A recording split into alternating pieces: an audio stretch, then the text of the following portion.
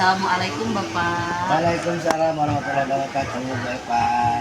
Bapak bagaimana keadaannya? Baik. Alhamdulillah baik. Alhamdulillah ya Bapak. Bapak di sini saya ini terima kasih sekali ya Pak ya atas kesempatannya pada sore hari ini untuk mau diwawancara gitu ya Pak ya. Di sini terkait saya di sini ada tugas nih demonstrasi kontekstual di mana pengambilan keputusan sebagai seorang pemimpin di sini ada beberapa pertanyaan nih yang ingin saya ajukan kepada Bapak terkait dengan dilema etika dan rujukan moral. Biasanya kan hal-hal yang selalu ada kasus-kasus terkait dengan kasus-kasus yang ada di sekolah gitu ya Pak ya. Nah di sini yang ingin saya tanyakan dulu sama Bapak nih ya Pak, selama ini bagaimana Bapak dalam mengidentifikasi kasus-kasus yang merupakan dilema etika atau rujukan moral? Ya terima kasih. Jadi sebagai pemimpin itu kasus seperti itu pasti akan selalu ada ya. Baik di persekolahan maupun di masyarakat. Nah kasus yang diberi dilema etika itu diantaranya yang untuk di sekolah misalkan yang sudah kita rasakan di sekolah yaitu pada kenaikan kelas biasanya. Ya dulu pernah pada zaman di kelasnya Pak Ajim itu ada 2 anak siswa yang mendapatkan ya perhatian itu zaman Darmaka sama Jujun. Itu sangat dilematis sekali sehingga perlu diskusi yang alot walaupun akhirnya kan diusulkan naik, tapi akhirnya juga kan anaknya malah keluar juga gitu ya. Itu kan dilema yang biasa kita lakukan. Kemudian yang berikutnya yang dilema etika itu biasanya juga dalam BPDB biasanya yang paling rawan saat ini ya pada ini. Seperti kemarin juga kita dilematis sekali ya, bagaimana memutuskan apakah kita menerima 9 kelas saja atau menerima 12 kelas. Itu dilema yang ya harusnya kita buatkan solusinya. Alhamdulillah kita membuat satu keputusan yang tepat sehingga tidak menghasilkan, tidak berbentuk panjang. Itu diantaranya. Kemudian selama ini bagaimana Bapak menjalankan pengambilan keputusan di sekolah, terutama untuk kasus-kasus di mana ada 2 kepentingan yang sama-sama benar atau sama-sama mengandung nilai kebajikan. Ya, untuk kasus-kasus yang dilematis ya sama-sama benar, sama-sama memberikan keuntungan atau kebajikan, maka kita itu biasanya akan memberikan atau akan mendiskusikan itu terutama dengan pengelola sekolah, dengan tim manajemen sekolah, Kapolsek, staff itu akan senantiasa diajak bermusyawarah untuk memberikan jalan keluar yang terbaik untuk proses itu. So proses itu tidak bisa diselesaikan sendiri biasanya ya. Itu saya harus memberikan penjelasan atau memberikan masukan dari Kapolsek dan staf. Itu yang biasanya saya lakukan.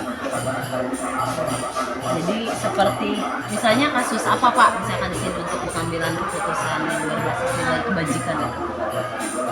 Ya yang paling banyak itu diantaranya adalah pengambilan keputusan dalam hal dalam hal misalkan memberikan nilai pada siswa atau kenaikan kelas atau misalkan kelulusan atau kadang misalkan memilih siswa yang mana yang dijadikan misalkan wakil untuk sekolah kita untuk perlombaan. Itu biasanya kalau ini kita bisa lihat yang baik. Jadi berbasis nilai di sini namanya kan yang bisa bertanggung jawab, misalkan ya kalau nanti siswa untuk wakil di sekolah ya tidak memalukan mungkin ya. Jadi antara misalkan terus siswa ini bagus ya udah kadang suka sulit gitu ya gimana yang baik. Langkah-langkah atau prosedur seperti apa yang bisa Bapak lakukan seperti ini dari salah satu kasus misalkan tadi ada kasus 3 PPDB nih yang tadi awalnya 9 kelas menjadi 12 kelas, misalkan langkah-langkahnya seperti apa sehingga selama ini menjadi 12 kelas. Ya, untuk PPDB kemarin di langkah-langkah yang kita ambil adalah pertama kan kita mengajukan 9 kelas itu berdasarkan kesiapan ruangan kita. Kemudian begitu berkembang pendaftar yang sangat membludak, maka kita diskusikan pertama dengan Wakasek Sarana. Pertama kami sarana bagaimana memungkinkan nggak kalau kita menerima 12 kelas. Nah, ternyata setelah bisa dimungkinkan, yaitu dengan mengefektifkan ruangan-ruangan, nah maka kita bisa ambil itu. Kemudian kita minta pada masyarakat yang katakanlah memaksakan kehendaknya, atau sebenarnya tidak memaksakan ya, yang memohon kepada kita untuk ditambahkan kuota, kita minta penguatannya. Di antaranya adalah semua kuotanya kami itu adalah berdasarkan usulan dari masyarakat, sehingga semua kepala desa, kepala masyarakat itu membuat surat pernyataan minta kuota tambahan kelas, sehingga saya yakin nanti kalaupun ada yang mempertanyakan, kita bisa kuat dalam mempertahankan usulan itu. Jadi itu ya langkah-langkahnya. Ya. Wah, menarik sekali ya Bapak ya di sini. Pasti perjuangannya sangat panjang sekali ya ketika PPDB ini, karena kan harus bebas dari pungli juga ya Pak ya. Ya. Hal-hal apa saja yang selama ini Bapak anggap efektif dalam pengambilan keputusan pada kasus-kasus dilema etika ini? Nah, ini hal-hal yang efektif gitu. Dalam hal pengambilan keputusan, yang efektif itu manakala keputusan itu memang berpihak pada kepentingan umum. Kemudian keputusan itu diambil dengan suara bulat, artinya bukan tidak ada lagi unsur subjektif, tapi ini objektif. Semata-mata semuanya sesuai dengan ya berbasis data lah kalau zaman sekarang ya. Keputusannya berbasis data, berdasarkan berbasis data, sehingga kita tidak ngambil keputusan yang sifatnya subjektif, semuanya berdasarkan data-data fakta yang ada. Nah, itu yang paling penting saat ini ya.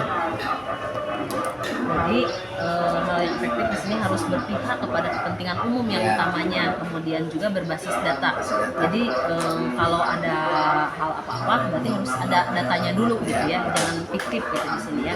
Berarti kalau di sini, kalau di dalam prinsip pengambilan keputusan ini berbasis hasil akhirkah, peraturan atau rasa peduli dari salah satu contoh kasus ini Pak? Misalkan tadi di PPDB ini berbasis hasil akhir, peraturan atau rasa peduli. Tentu saja kalau dalam PPDB ini kita awalnya akhirnya dulu gitu. Akhirnya kita ambil 12 kelas, lalu dengan 12 kelas ini apakah berbenturan nggak dengan peraturan? Ternyata peraturan masih membolehkan untuk SMA maksimum 12 kelas dan maksimum untuk per kelasnya 36, itu tidak melanggar aturan. Nah, itu yang terjadi. Jadi kita lihat dulu hasil akhirnya, kemudian bentrok nggak dengan peraturan yang ada, ternyata tidak. Jadi bisa masuk ke 3 prinsip Ya. ini ya Pak ya. Coba kalau anak-anak misalkan dari Tembong sana ada sekolah, kalau kita ngambil 9 kelas, ada yang diterima satu pun. Apalagi yang dari Nyenang tidak sudah ada. Iya. Oleh karena itu saya ambil jangan seperti itu ya. Jadi bukan hanya rasa kasihan, tapi juga mungkin keluarga yang lainnya juga ada. Kan dalam peraturan Pergub ya, yang menjadikan Pergub dan ya Permen tentang ya nomor 1 tahun 2022 tentang PPDB ini jelas diatur gitu ya. Artinya untuk SMA itu maksimum 12 lomba, tiap lombanya 26, itu tidak dilanggar. Nah, kemudian ya tidak ada pelanggaran untuk itu ya. Nah, kemudian juga secara faktual kita masih bisa memberikan layanan yang maksimum untuk siswa. Artinya tidak ada siswa yang belajar di luar gitu ya. Semuanya berikan kelas yang cukup layak. Baik, hal-hal apa saja yang selama ini merupakan tantangan dalam pengambilan keputusan pada kasus-kasus dilema etika? Hal yang menjadi tantangan ya, ada nggak? Dalam pengambilan keputusan itu pasti selalu ada resiko. Sebab dalam namanya pemimpinan bisa ada resiko yang diambil, itu namanya resiko jabatan. Nah, termasuk diantaranya yang kemarin berat itu oleh kita laksanakan, misalkan pada saat saya harus mengambil keputusan ya memberhentikan Pak Sampan dengan Pak Agus, itu berat juga pertimbangan dengan, tapi dengan melihat latar belakang, melihat semua data yang ada, kita ambil keputusan yang baik. Demikian juga kemarin yang masih hangat ya di sekolah kita, pada saat tim GLS minta perubahan struktur organisasi di perpustakaan, nah kita kan ambil juga bagaimana nih data-datanya. Udah kita dengan data yang ada kita buatkan perubahan. Apakah Bapak memiliki sebuah tatkala atau jadwal tertentu dalam sebuah penyelesaian kasus dilema etika? Maksudnya di sini apakah Bapak langsung menyelesaikan di tempat atau memiliki sebuah jadwal untuk menyelesaikannya? Bentuk atau prosedurnya ini seperti apa yang akan dijalankan? Ya, kalau sistem matematik itu pasti berbeda tingkatannya ya. Malah kalau tingkatannya itu diselesaikan di tingkat wali kelas, ya selesaikan dengan tingkat wali kelas dengan guru BK. Kalau kasus itu sampai ke tingkat wakasek, ya selesaikan di wakasek. Kalau masih lebih tinggi lagi, baru selesaikan di tingkat kepala sekolah. Jadi harus ada tingkatannya. Gak bisa semuanya masuk kepala sekolah, nanti kecapean kepala sekolahnya. Adakah seseorang atau faktor-faktor apa yang selama ini mempermudah atau membantu Bapak dalam pengambilan keputusan dalam kasus-kasus dilema etika? Dalam mengambil kasus ini, jadi yang paling penting itu untuk mempermudah mengambil kasus adalah kita harus punya tim yang kuat diantaranya. Nah, untuk tim yang kuat itu diantaranya kita harus mempermudah, harus memiliki kompakan antara guru ya, Pakasek, wali kelas, guru BK, ini semuanya kompak dan peduli pada penanganan siswa, pada kemajuan sekolah. Nah, kemudian yang berikutnya adalah komunikasikan. Soalnya biasanya saluran komunikasi itu harus jangan sampai tersumbat, harus dijalankan. Karena itu kita harus banyak ngobrol baik formal maupun informal untuk menggali informasi dari ini penting sekali, sehingga dari itu kita mengetahui kita sekolah. Dari semua hal yang telah disampaikan di sini Pak nih, pembelajaran apa yang dapat Bapak petik dari pengalaman pengambilan keputusan dilema etika ini? Jadi yang jelas setelah kita pelajari, setelah kita bawa dalam kehidupan ini, kita harus berpikiran positif dan hilangkan berpikir dualisme. Artinya kita berpikir baik buruk, berpikir salah benar. Kita harus mulai berpikir menerima segala sesuatu itu dengan penuh. Betul sekali ya, jadi kehidupan akan selalu ada masalah gitu, Ya. tapi kita harus berpikir positif. Ya.